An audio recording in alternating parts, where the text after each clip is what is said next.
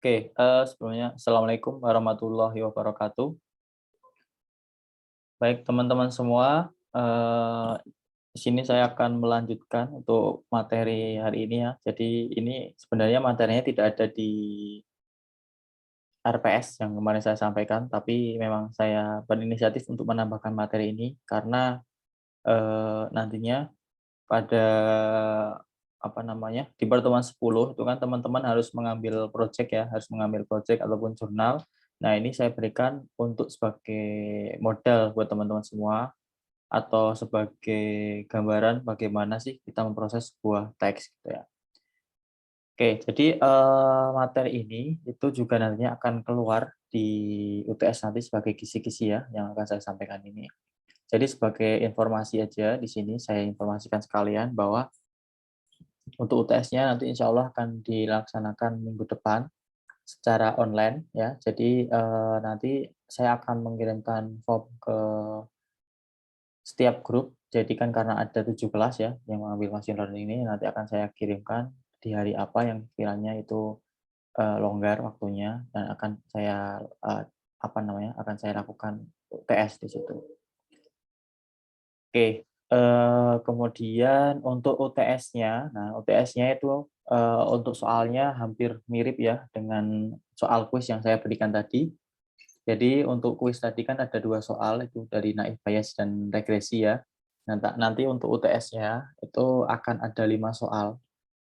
Untuk kisi-kisinya nanti silakan dipelajari mengenai regresi linear itu ya, itu kemarin ada 2 yaitu ada single dan juga multiple linear. Nah, itu salah satunya akan muncul, kemudian dari algoritma naive Bayes, kemudian dari clustering atau k-means, dan juga berikutnya yaitu materi yang akan saya sampaikan hari ini dan ada sedikit coding. Nah, nanti di satu soal itu teman-teman akan mengerjakan coding untuk menulis apa namanya, menulis sintak beberapa baris seperti itu. Oke. Baik, kita balik ke materi, text preprocessing. Nah, itu apa itu text preprocessing? Nah, jadi, jika teman-teman kemarin ketika di computer vision itu kan sudah mengenal yang namanya preprocessing ya, jadi pra-pengolahan. Nah, di mana kalau di computer vision karena datanya berupa image atau gambar, jadi pengolahannya kemarin itu ada filtering, kemudian juga ada pengubahan warna dari RGB ke grayscale, ada mengubah ukuran gitu ya, itu pra-pengolahan pada gambar. Nah, karena sekarang kita berbicara mengenai teks, maka di sini untuk apa namanya, untuk perlakuannya pun juga akan beda dengan gambar, dengan dataset yang berupa gambar. Nah, bagaimana untuk pra-pengolahan untuk yang teks? Nah, itu nanti akan kita pelajari ya setelah ini. Nah, kenapa diperlukan pra-pengolahan atau text preprocessing? Ya, karena datanya, dataset yang nanti akan kita gunakan, itu datanya berasal dari beberapa macam sumber, yaitu ada dari Twitter, ada dari Telegram, ada dari sosial media yang lain. Nah, sehingga dari berbagai sumber itu, di mana pasti akan memiliki struktur data ataupun struktur kalimat yang bermacam-macam, nah, atau kita sebut sebagai unstructured data. Sehingga kita perlu menormalkan itu. Kita akan membuat itu menjadi lebih terstruktur dan akan lebih mudah untuk diproses. Seperti itu ya. Nah, di sini ada sebuah kalimat, the text data need to be clean and encode to numerical values before giving them to machine learning model. Nah, jadi data, jadi kita berbicara mengenai data ya, data yang kita gunakan pada machine learning di sini itu adalah data berupa teks maupun nanti ada angka dan sebagainya. But normally kebanyakan itu adalah nanti teks. Nah, kita perlu membersihkan ya, kita need to be clean, perlu kita bersihkan datanya, kemudian kita encode to numerical value. Ya. Jadi kita perlu mengubah dari sebuah kata atau kalimat itu menjadi sebuah angka. Nah, bagaimana itu? Nanti ada prosesnya beberapa. Terus kenapa harus diubah menjadi angka? Ya, karena komputer dia tidak bisa membaca teks ataupun sebuah kata ataupun sebuah kalimat. Yang bisa dia baca itu adalah sebuah angka ya. Nah, itulah makanya kita perlu yang namanya text preprocessing. Nah, di depan teman-teman ini ada beberapa tahapan preprocessing ya. Ya, pernah ada scaffolding, normalization, tokenize, ada steaming, stop word, dan pembobotan kata. Nah, itu adalah beberapa tahapan yang secara umum ya. Jadi secara umum orang-orang banyak melakukan atau bahkan secara basic itu kita menggunakan beberapa tahapan ini. Ya.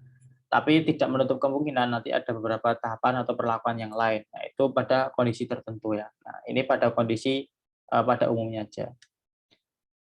Yang pertama yaitu scaffolding. Nah, scaffolding itu adalah mengubah sebuah kalimat atau kata itu menjadi huruf kecil semua, tuh ya. Sehingga ketika ini misalnya ada kata teks, data, need. Nah, ini kita perlu ubah kata teks itu akan menjadi teks. Misalnya saya contohkan di sini. Saya memiliki sebuah kata ya di sini. Sebentar, oke. Misalnya di sini katanya adalah dalam manajemen pengetahuan terdapat transfer pengetahuan logistik. Nah, misalnya kayak gini. Misalnya saya memiliki kalimat seperti ini. Nah, proses scaffolding ya. Scaffolding adalah mengubah ukuran ya dari apapun itu, entah itu uppercase atau title case gitu ya, itu akan menjadi lowercase semua. Sehingga dari ini ketika kita lakukan scaffolding, maka akan menjadi dalam manajemen pengetahuan gitu ya, terdapat transfer pengetahuan, pengetahuan logistik seperti ini. Kenapa kita perlu melakukan proses scaffolding gitu ya? Karena nantinya ketika di dalam sebuah kalimat ini, misalnya di sini, saya di sini saya tulis yang di depan P-nya besar, yang di belakang P-nya kecil ya, sama-sama pengetahuan, tapi karena dia berbeda, ada yang P-nya besar, ada yang kecil, maka dia akan dianggap dua kata yang berbeda. Nah, itulah kenapa pentingnya kita melakukan scaffolding, gitu ya. Berikutnya yaitu ada normalization. Nah, normalization itu ada beberapa tahapan atau ada di dalamnya itu ada white space removal ya. Jadi white space removal itu adalah proses menghilangkan spasi di awal kalimat ataupun di akhir kalimat. Jadi ketika misalnya di sini, nih ya, di sini saya memiliki sebuah spasi di sini, ya, ini. Ketika nanti akan saya proses menjadi tokenize, menjadi satu perkata, di depan kata dalam ini yang ada spasi itu nanti akan dihitung sebagai satu string, ya, padahal dia kosong. Maupun di belakang sini, ya, ketika di sini saya kasih spasi enter, nah, nanti juga akan dianggap sebagai string, gitu. Sehingga kita perlu menormalkan itu atau menghilangkan spasi yang di depan maupun di belakang kalimat. Nah, jika itu ada maka akan kita hilangkan, jika tidak ada maka kita abaikan, seperti itu. Itu white space removal. Lalu ada satu istilah yaitu number removal. Number removal yaitu proses menghilangkan angka. Nah, kenapa? Karena angka itu tidak memiliki makna yang penting di dalam sebuah kalimat. Ya. Contohnya, misalnya saya akan melakukan analisis sentimen. Ya. Jadi analisis sentimen terkait misalnya sekarang yang baru hangat itu adalah kasus 3 periode. Nah, untuk menganalisis sentimen itu kan kita akan mencari kalimat positif maupun kalimat negatif. Misalnya kalimat positifnya seperti itu. Oh, sorry. Spasi.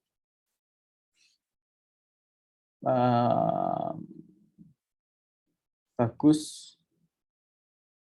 pekerjaan dan kepemimpinan Anda, Pak Presiden.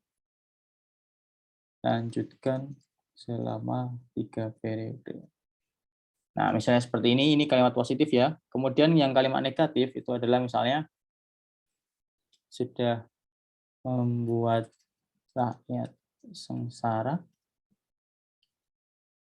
aturan gak jelas, masih mau lanjut periode ketiga. Nah, di sini ya, Jadi di sini kan saya ingin membedakan mana sih kalimat positif, mana kalimat negatif. Nah, sedangkan di dua kalimat ini itu kita ada masing-masing punya angka, di mana angka 3. Nah, sehingga ketika nanti akan kita proses, ketika angka 3 ini ikut diproses, maka dia akan membuat bias sebuah analisisnya. Ciri-ciri sebuah kalimat positif mengandung angka 3, yang negatif kok juga mengandung angka 3. Nah, itu nanti akan menjadi bingung, ya, gitu ya. Sehingga kita akan perlu melakukan number removal ya, atau melakukan menghilangkan angka. Oke, itu. Lalu di sini ada illegal string removal. Illegal string removal itu adalah proses untuk menghilangkan kata atau beberapa karakter yang tidak legal. Seperti apa contohnya? Misalnya seperti ini.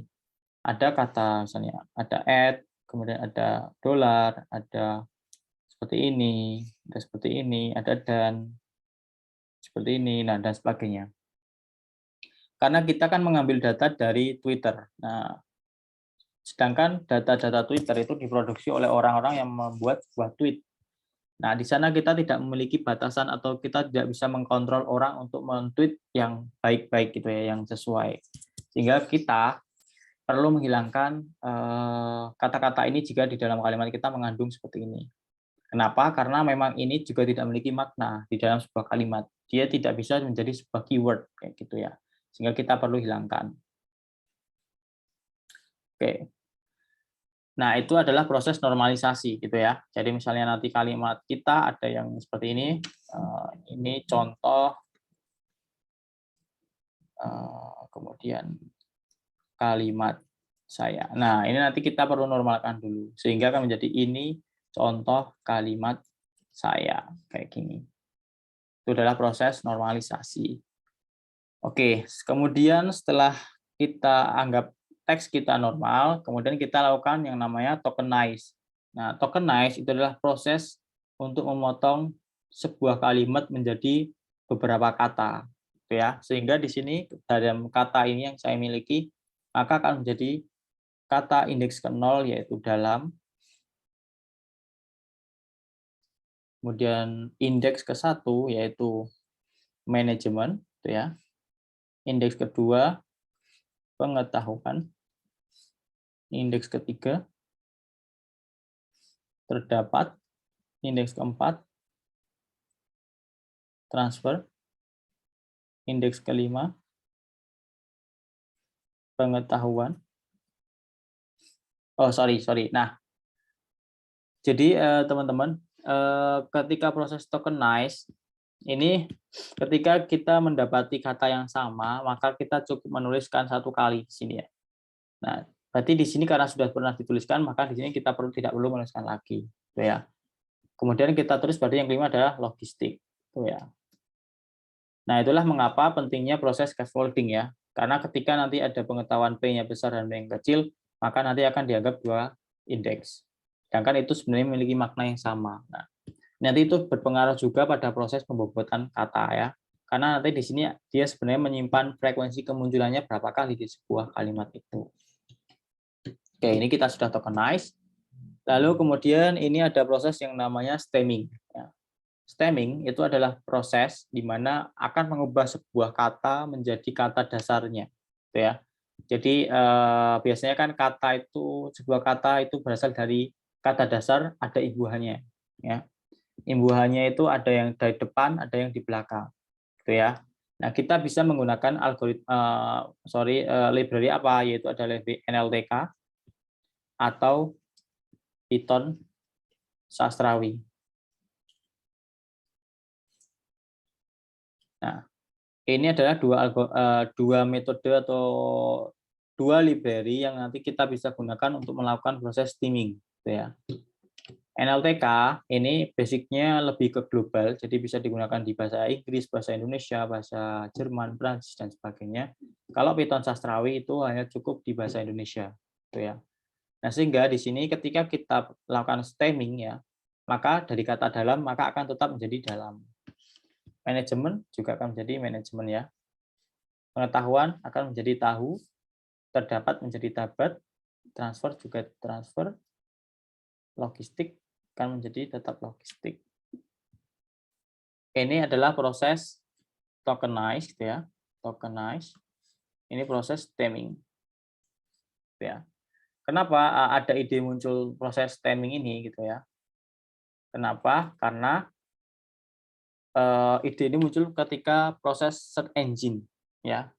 Search engine di Google itu misalnya nanti teman-teman silakan dicoba ketikan cara membuka lemari. Nah, kemudian ketik lagi cara dibuka lemari atau cara terbuka lemari.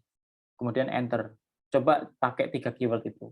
Pasti nanti hasilnya juga akan sama, kurang lebih sama dan tidak akan berbeda. Kenapa? Karena sebenarnya ketika kita mencari cara membuka lemari, itu juga akan Google mencari cara dibuka lemari. Karena kita sebenarnya keyword yang kita butuhkan adalah cara buka lemari, gitu ya. Bukan membuka, bukan dibuka, tapi cara buka lemari. Gitu ya. Itu proses skimming. Kemudian ada satu proses berikutnya yaitu proses stop word. Ya. Stop word itu adalah proses menghilangkan kata, gitu ya, kata yang frekuensi kemunculan di dalam sebuah kalimat itu sering atau sering muncul, tapi dia tidak memiliki makna tertentu. Contohnya apa? Jadi ada beberapa contoh korpus kata stop word, yaitu ada di, ke, dan, yang, oleh, dari, lalu, dalam, kemudian, atau, gitu ya, dan seterusnya. Itu adalah beberapa contoh kata korpus untuk stop word yang sering muncul dan dia tidak memiliki makna apapun ya. Sehingga di sini ya kita perlu menghilangkan itu. Kenapa? Lagi-lagi nanti ketika kita ingin membedakan kelas sebuah kalimat itu masuk ke kelas apa, kelas A, kelas B atau kelas positif atau kelas negatif gitu ya. Itu pasti di sebuah kalimat itu pasti akan muncul kalimat-kalimat seperti ini. Ada kalimat penghubung. Misalnya di kalimat positif ada kata dan, kalimat negatif juga ada dan.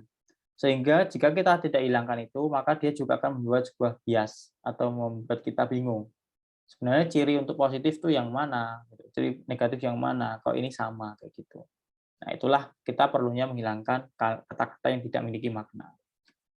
Sehingga dari kata ini, ketika kita lakukan stop word, maka kata dalam akan hilang.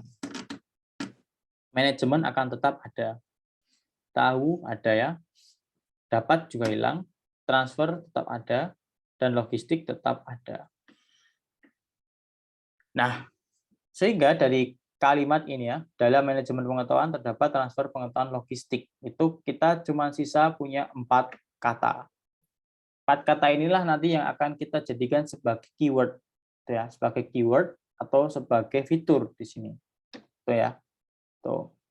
Nah, berikutnya setelah kita lakukan stop word, kita perlu melakukan pembobotan kata. Nah, kita akan mencari bobot setiap katanya, gitu ya. Oke, sebentar ya, ini baru adzan. Kita break sebentar. Kita dengarkan adzan.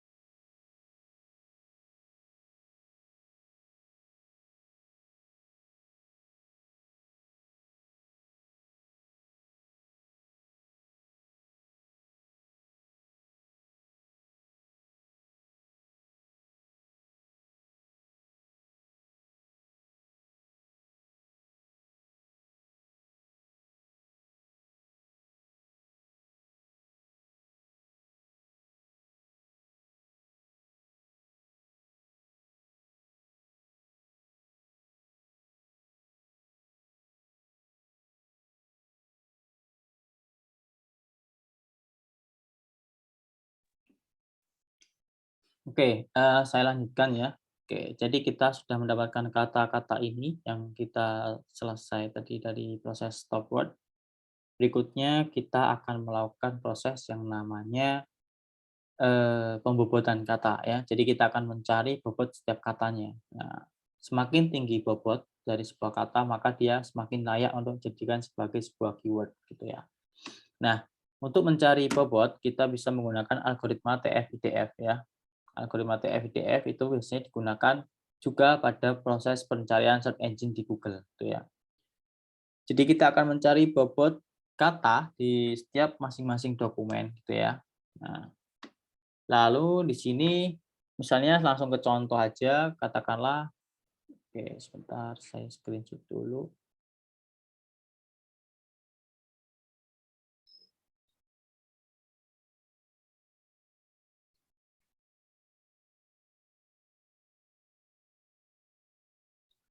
Oke, nah misalnya saya punya, oke di situ saja, saya punya kata seperti ini,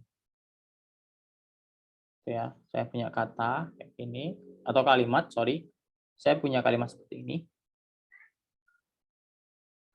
ya. Saya punya 3 kalimat. Saya ingin mencoba melakukan proses text preprocessing pada 3 kalimat ini, gitu ya. Jadi,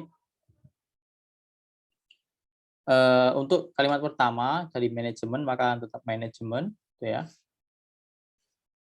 Transaksi, logistik. Nah, ini hasil proses, eee, tokenize gitu ya. Kemudian ada pengetahuan, gitu ya, nah, ini anata adalah antar ya, antar berarti dia terkena stop word maka akan hilang. Jadi individu sisanya. Kemudian dalam juga akan hilang, maka manajemen karena sudah saya tulis maka tidak perlu saya tulis lagi ya. Pengetahuan juga sudah ada, terdapat itu akan hilang, transfer belum ada. Oke, saya tulis. Pengetahuan sudah ada, logistik juga sudah ada. Oke. Jadi dari 3 kalimat ini saya kemudian memiliki sejumlah kata seperti ini ya. Oke. Ini biasanya kita sebut sebagai token di sini ya. Ini token. Oke, mana tadi? Nah, setelah kita dapatkan token-token dari setiap kalimatnya ini, berikutnya kita akan mencari yang namanya TF ya. TF, TF itu adalah sebuah term frekuensi atau jumlah kemunculan kata di setiap dokumennya, ya. Jadi TF untuk D1, D2, D3, itu ya. Nah, ini sebentar, saya tengahkan. Nah, untuk dokumen 1 atau kalimat 1 ya, kata manajemen itu muncul berapa kali? Itu ada 1 ya, 1, transaksi ada 1, logistik ada 1. Pengetahuan dia tidak ada sama sekali, maka 0, individu juga 0, transfer juga 0. Jadi mengikuti ya, dia berapa kali muncul.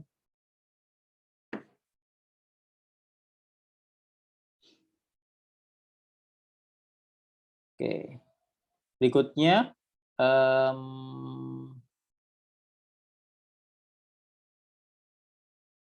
berikutnya kita akan mencari term frekuensi untuk yang D2 ya. Yang D2 itu kata manajemen ada nggak? Nggak ada ya. Maka kita kasih 0, transaksi juga nggak ada 0, kemudian logistik 0, tidak ada, pengetahuan ada 1, individu ada 1, transfer 0. Ya. Oke. Gini. Kemudian kita akan mencari term frekuensi untuk dokumen 3. Ini manajemen sudah ada ya, ada 1. Pengetahuan dia muncul 2 kali ya, 1, 2 ya, berarti kita tulis 2 di sini. Kemudian terdapat hilang, transfer ada 1 ya, ke 1. Pengetahuan tadi udah, logistik ada 1, transaksi 0, individu juga 0. Nah, inilah term frekuensi untuk setiap dokumennya, gitu ya. Nah, kemudian kita akan mencari yang namanya DF. Apa itu DF? DF adalah frekuensi kemunculan sebuah kata di semua dokumen atau di semua kalimat yang kita miliki. Misalnya di sini kita memiliki 3 kalimat, maka kita akan melihat masing-masing kalimatnya apakah ada kata tersebut di kalimat itu. Contohnya ya, untuk manajemen itu ada di dokumen 1 dan dokumen 3. Dokumen 2 tidak ada ya, sehingga kita jumlahkan 1 plus di dokumen 1 dan dokumen 3 berarti ada 2. Transaksi cuma ada 1 kali muncul. Logistik cuma muncul 2 kali di dokumen 1 maupun dokumen 3. Pengetahuan itu di sini tercatat di D21, D32 ya, tapi kita tetap menuliskan 2. Kenapa? Karena kita hanya melihat term frekuensi kemunculan di semua dokumennya, di semua dokumennya. Tidak melihat berapa kali dia muncul di dokumen tersebut, tapi kita melihat keseluruhan dari semua dokumen. Kita lihat di dokumen 1 0 atau maksudnya tidak muncul, dokumen 2 muncul, dokumen 3 muncul, sehingga hasilnya adalah 2. Itu ya. Individu 1, transfer juga 1. Oke. Berikutnya kita akan mencari yang namanya D per DF. Nah, D per DF itu adalah D besar, itu adalah jumlah dokumen atau jumlah kalimat yang kita miliki. Jadi di sini kebetulan kita memiliki 3 kalimat, ya, sehingga D besarnya adalah 3. DF adalah yang kita cari ini tadi ya, sehingga D per DF adalah 3 dibagi dengan DF-nya ini. Oke, nah inilah hasilnya. Itu ya. 3 dibagi 2, 3 bagi 1, 3 bagi 2, 3 bagi 2, 3 bagi 1, 3 bagi 1, seperti itu. Kita sudah dapat DF-nya. Nah, berikutnya kita akan mencari yang namanya IDF. Ya. Tadi kan ini TF, ini cari IDF. IDF itu rumusnya seperti apa? Yaitu log D dibagi DF. Sehingga kita akan mencari IDF, itu rumusnya adalah log D dibagi DF ya. Jadi sama dengan log ya, log ini berapa? Oke, inilah hasilnya ya. Saya perkecil aja, jadi 4.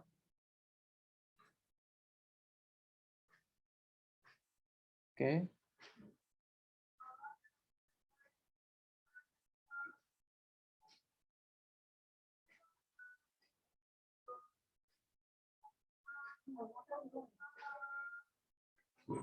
Nah, inilah nilai IDF ya, IDF dari setiap atau masing-masing katanya, itu ya. Oke. Setelah kita dapatkan TF maupun IDF, maka kita akan bisa mencari W atau bobot, bobot dari setiap kata ya. Rumus bobot itu adalah TF W sama dengan TF dikali dengan IDF. Sehingga di sini untuk kata manajemen, nah ini pasti ada D1, ada D2 dan D3 ya. Sama ya, karena kita memiliki 3 dokumen. Kalau nanti teman-teman punya 10 kalimat, maka ada D1 sampai D10 ya. Sehingga di sini kita bisa tuliskan untuk dokumen 1 yaitu TF-nya berapa dokumen 1 itu adalah sama dengan 1 dikali dengan IDF-nya adalah ini. Ya. Ke enter. Ya hasilnya itu dokumen 1. Kemudian oke saya perkecil ya sama.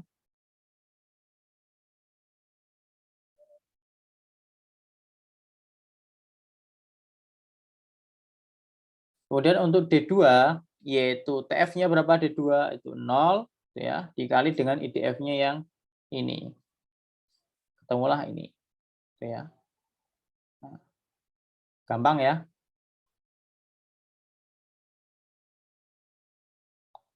Lalu untuk dokumen 3 yaitu kita lihat TF masing-masingnya, TF ini untuk yang pertama dikali dengan IDF yang di sini. Maka di bawah juga akan mengikuti. Nah, seperti ini. Itu ya. Oke.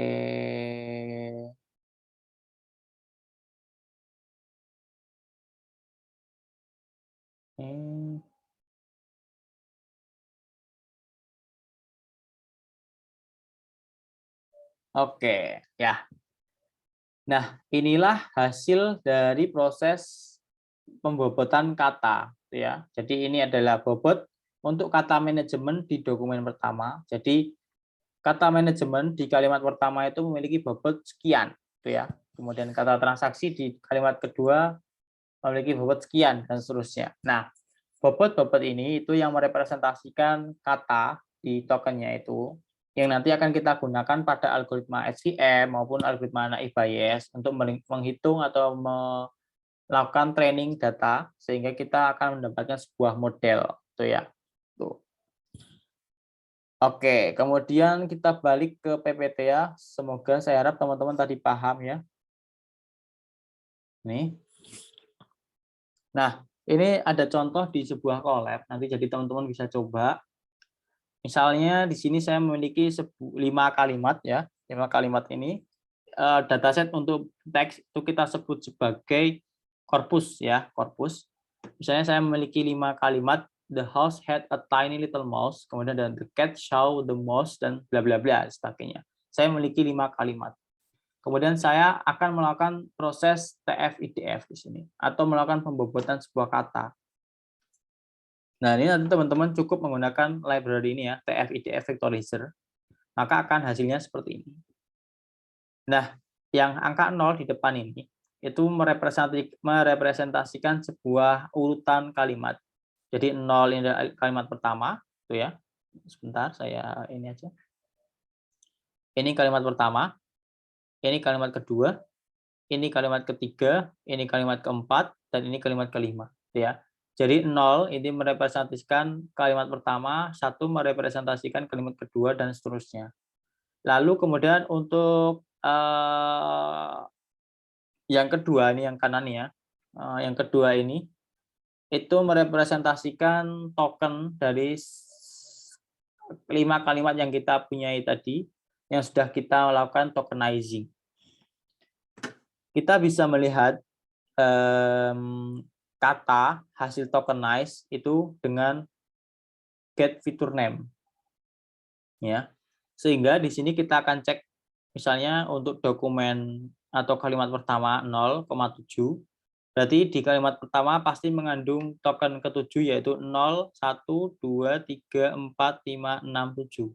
Kata mouse ya, kita cek belakang apakah benar? Oke, benar ya. Di dokumen pertama itu ada kata mouse gitu ya. Dan berikutnya. Nah, itulah proses dari TF-IDF ya.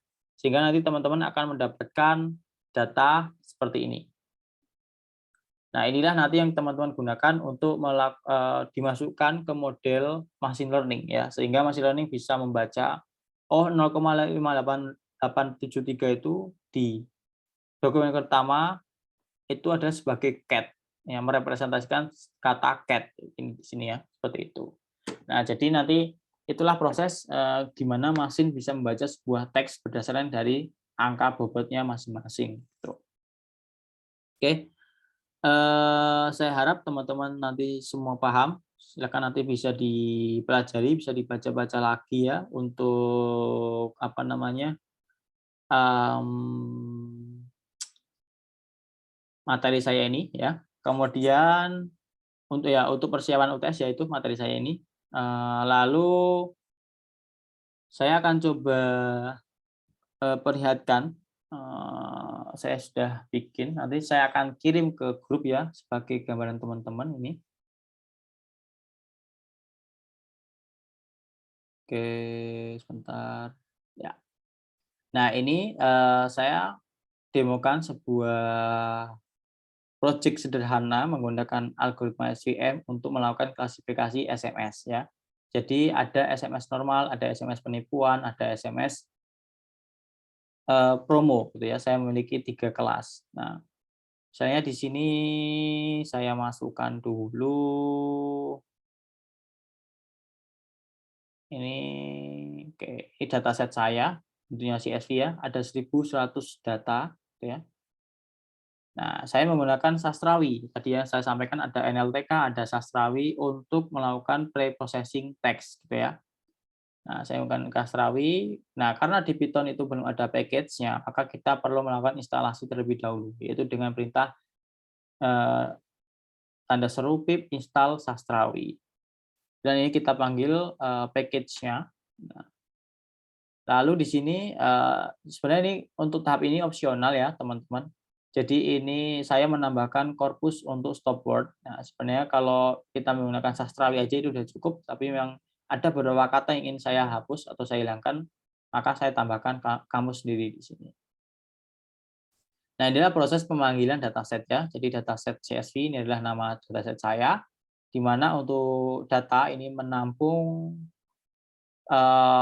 data-data untuk teksnya atau kalimatnya atau variabel independennya, dan untuk label itu menampung kelasnya ya.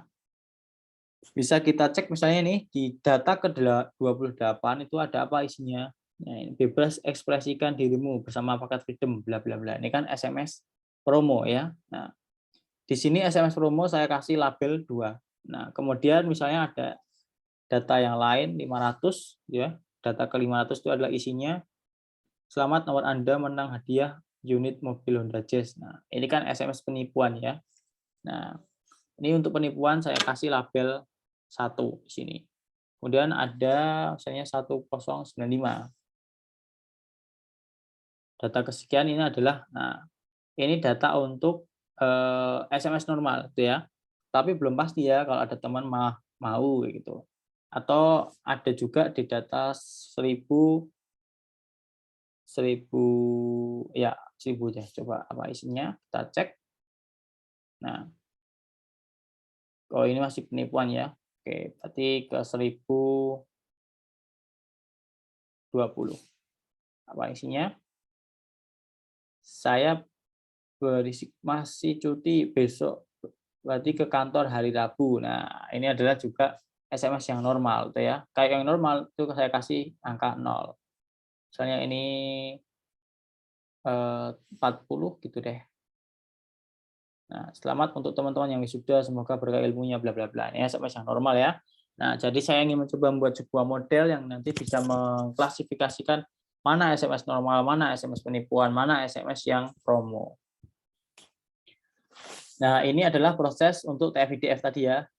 TF-IDF saya membuat sebuah blueprint di sini, objek initiate, dan di sini ada n-gram. N-gram itu ada unigram, ada bigram, ada trigram ya.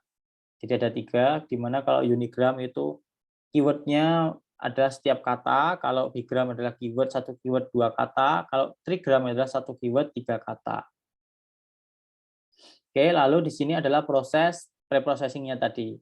Ada melakukan mengecilkan kata, kalimat, kemudian di sini menghilangkan string yang ilegal, kemudian di sini adalah melakukan stop word, itu ya. Apa namanya? Kemudian di sini adalah kita melakukan stemming, gitu ya. Kemudian di sini kita mengappend atau masukkan data kita ke variabel atau array data 2. Nah, ini sangat lama saya jalankan tadi hampir 2 jam ya. Nanti biar teman-teman coba aja ya. Kemudian di sini adalah proses splitting data. Kita akan membagi data training dan data testing ya. Di sini test size-nya saya kasih 0,2, itu yang artinya kita menggunakan data trainingnya 80%, data testingnya 20%, gitu ya. Oke, berikutnya di sini adalah proses training data. Ya. Proses training data kita membangun sebuah model, dan di sini itu adalah, nah ini nanti silakan teman-teman ganti dengan SMS teman-teman ya. Misalnya di HP teman-teman ada SMS yang promo atau SMS yang tipu-tipu, silakan nanti dimasukkan di sini, dicek, dijalankan ini apakah sudah benar model kita bisa memprediksi itu ya. Bisa memprediksi data yang kita masukkan itu ketika kita masukkan teks SMS promo, apakah si model kita bisa mendeteksi, bisa memprediksi ini SMS promo atau kan malah salah. Nah, itu nanti silakan teman-teman coba itu ya. Oke. Nah, baik teman-teman semua, mungkin itu yang bisa saya sampaikan pada pertemuan ini. Semoga ini bisa menjadi modal buat teman-teman untuk mengerjakan proyek di pertemuan 10. Kemudian untuk UTS-nya nanti silakan dipelajari lagi mengenai regresi, mengenai AI bias, ada mengenai SVM, kemudian ada materi yang hari ini saya sampaikan tadi tentang mengenai text preprocessing, dan ada satu soal untuk coding juga ya. Nanti silakan dipelajari semua, dipersiapkan dengan baik. Semoga hasil UTS-nya nanti teman-teman baik semua.